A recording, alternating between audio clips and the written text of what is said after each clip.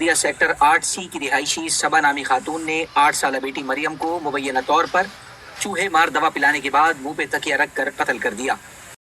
السلام علیکم ورحمۃ اللہ وبرکاتہ۔ میاں بیوی کا اختلاف، بچوں کا مستقبل برباد۔ میاں بیوی کی لڑائی شیطان کا پسندیدہ مشغلہ تو ہے ہی، مگر اس سے نہ صرف گھر اجڑتے ہیں بلکہ مستقبل بھی برباد ہو جاتا ہے۔ اس کی حالیہ مثال کراچی کا یہ واقعہ ہے، جہاں خاوند نے شرعی رخصت سیکنڈ میرج سے فائدہ اٹھایا، دوسری شادی کی، انصاف کر نہ پایا، جو کہ ہر کسی کے بس کی بات بھی نہیں ہے۔ روز بروز کے جھگڑوں سے تنگ آ کر بیوی نے اپنے بچوں کو ہی قتل کر دیا۔ ناظرین، یہ ایک گھر کی نہیں بلکہ گھر گھر کی کہانی ہے۔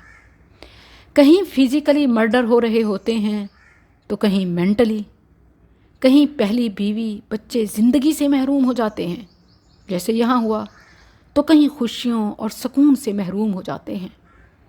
کہیں ایک بار مرنا تو کہیں بار بار مرنا۔ آخر وجہ کیا ہے؟ حل کیا ہے؟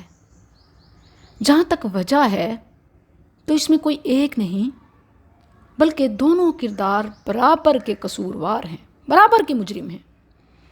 باپ اولاد کو وقت دے کر تربیت کے بجائے خواہشات کی تکمیل ڈھونڈتے ہیں، سیکنڈ میرج کی رخصت سے فائدہ اٹھاتے ہیں۔ مائیں صبر اور ایثار کے بجائے حواس باختہ ہو جاتی ہیں۔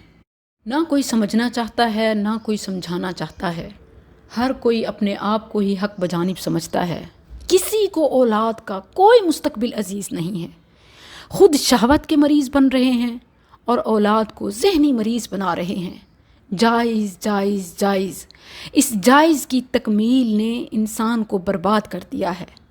جائز تو خاوند کے لیے بھی بہت سے راستے ہیں اور بیوی کے لیے بھی، مگر کیا کوئی اس سے بڑھ کے سوچے گا؟ کوئی احساس، ایثار، احسان کی تکمیل کی کوشش کرے گا؟ کسی کو اولاد کا مستقبل عزیز ہے؟ یاد رکھیں، پاکیزہ تمنائیں بھی لاتی ہیں اداسی، ہر ذوق طلب شوق تمنا ہی مٹا دے۔ اسی لیے جائز کے پیچھے بھاگنے کے بجائے احسان کرنا سیکھیں، قربانی دینا سیکھیں۔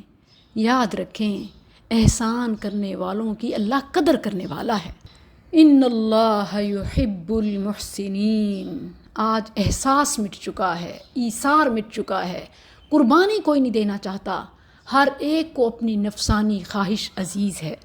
اپنے خاوندوں کی آزمائش میں پھنسی اپنی بہنوں کو کہوں گی کہ روزانہ صرف ایک آیت ترجمہ تفسیر سے پڑھیے، آپ کی زندگی بدل جائے گی۔ آپ کا تعلق اپنے رب سے ایسا جڑے گا کہ خاوند تو کیا، آپ دنیا کی ہر چیز سے بے نیاز ہو جائیں۔